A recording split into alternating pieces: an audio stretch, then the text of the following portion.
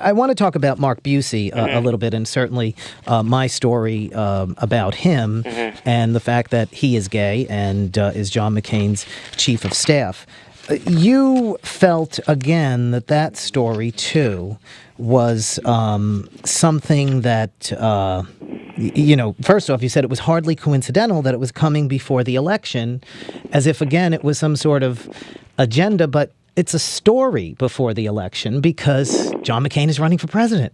It's John a story. McCain is running for president. What his congressional, he's not a campaign worker, even if that were even legit, which I don't think it would be, but fine, he's his congressional chief of staff.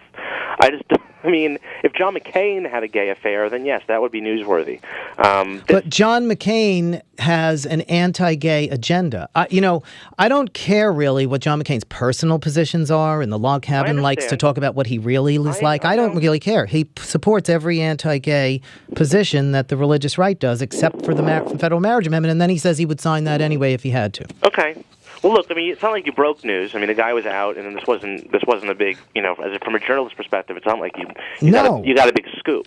Second of all, also from a journalist perspective, your main sources on this was a former boyfriend, and all of us know that former boyfriends never have anything bad to say. Well, and I wanted to talk to you about that too. Because look, differences of opinion are fine, but I have to say, I really think you really.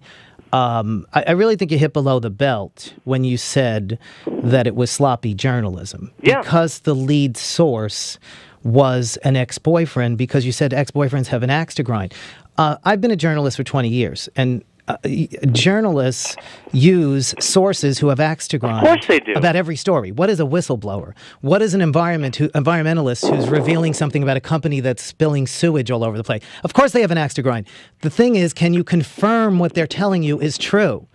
And Mark Davis, who told me the story, was Brian Davis, who told me the story, was the fifth person who came to tell me, who I had confirmed, that Mark Buse was gay, and everybody in Washington knows he's gay, and it's true, and it's nothing false. So that's not sloppy journalism. Well, sloppy journalism is if I used him, and I believed him, even though he had an axe to grind, and it may not have been true, and I couldn't confirm it. Well, I didn't think I used the word sloppy. Yes, you did. You said his ethical malpractice was matched by his sloppy journalism. Okay. Well, yeah, it's a little sloppy. It's sloppy in the sense I think the average reader is going to look at this and say they're going to have a lot of skepticism, and they're going to wonder, why this story is even being published. And, this is fine. You want to. But the sourcing is not sloppy. I'll tell you what's sloppy is when you write, in September, gay radio host Michelangelo Signorelli declared that he outed John McCain's chief of staff. I never said I outed him. I don't think it was an outing. I just reported on the fact that Mark Buse was gay. And then to go further, you also said he was a little-known legislative staffer. Yes. He was the chief of staff, and he is very well known as a high-powered lobbyist. And you go do a Lexis search. In America, he's in every story about John McCain having lobbyists on his staff, and then he became even bigger when it turned out he worked for Freddie Mac. Fine, but I just don't. Can we start peering into the private sex lives of people who work for Barack Obama? Can we, where does it stop? I just don't understand where it stops. Because if you disagree with the policies of a particular candidate... I didn't peer into his sex life, and I'm not going to talk about what other people did. Mike Rogers is Mike Rogers.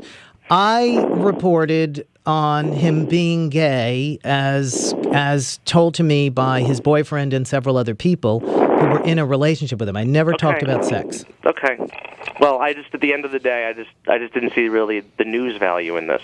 And you had someone like Mike, and then you had Mike Rogers, who was telling gay people to call up the Family Research Council and all these right-wing Christian groups. Well, I think as I said earlier, I think, and I've dealt with this issue for a very long time, and I've kind of seen three different ways it plays out. There are activists doing guerrilla activism. Mm-hmm. There are tabloids just, doing it to make a lot of money. And there are journalists telling a story.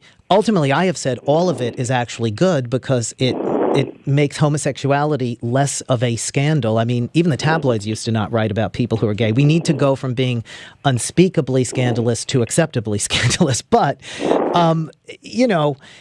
there are different people doing it for different reasons, but It certainly is a story, and I have to say, I think one reason why, John McCain gave an interview then to The Blade and we're not seeing them use this issue as much is they know that this is out there now. They know that the media may pick Mike, this up. Maybe it's because John McCain knows that his chief of staff is gay and has respected him for so long. Maybe that's why. Maybe that's it. Maybe that's why. I'm just curious. What do you think you're outing him, if that's or whatever it is that you did? What do you think it accomplished from a journalistic perspective? I think that it made everybody aware of the fact, including people on the right, including the religious right, that John McCain is trying to play both sides of the fence here, and that he needs to be questioned further about it. Don't you think his giving an interview to the Washington Blade on his own volition sent that message to the religious right? Maybe it did. I don't know if he would have given that interview. In which he explicitly said, "I want the votes of gay and lesbian people." What do you think that? What kind of message do you think that sends? What message does it send when he goes to California and tells the religious conservatives there, "I wholeheartedly agree with you. We must ban marriage in the Constitution"? Mike, Come on. What message does it send when Barack Obama sends Donnie McClurkin on a gospel tour of South Carolina? It doesn't send a good message, but he has sent a good message about 90% of the time versus 1% of the time for John McCain. Well, this is politics. That's right. No one's perfect. That's right. And this is media, and Mark Busey's a big boy, and he, as you say, is very public, so why couldn't it be known? Well, I don't think he's that public, is what I disagree with. I don't think he's a public figure. I don't think he fits the definition of a public figure. A chief of staff who was a big-time lobbyist and was in media reports, and he was in the big Vicky Eisman reports. Well, which was a nothing story, a nothing burger, and a stupid. Come on, I mean, does that really deserve front-page placement on the New York Times? I think it deserved more attention. Really, the fact that there was no evidence of anything. I mean, just speculation. Well, it was about John McCain's coziness with lobbyists, again, as a man who comes out against lobbyists. Fine, I mean, whatever. That's a separate story. We could have another discussion about that. Look, I enjoy talking about all this. I think it's important. This was a good conversation. I think it's very important that we talk about it. Absolutely. And I'm so glad you came on, and I hope we'll be having you on again soon. That's great. Thank you, Mike. Thank you.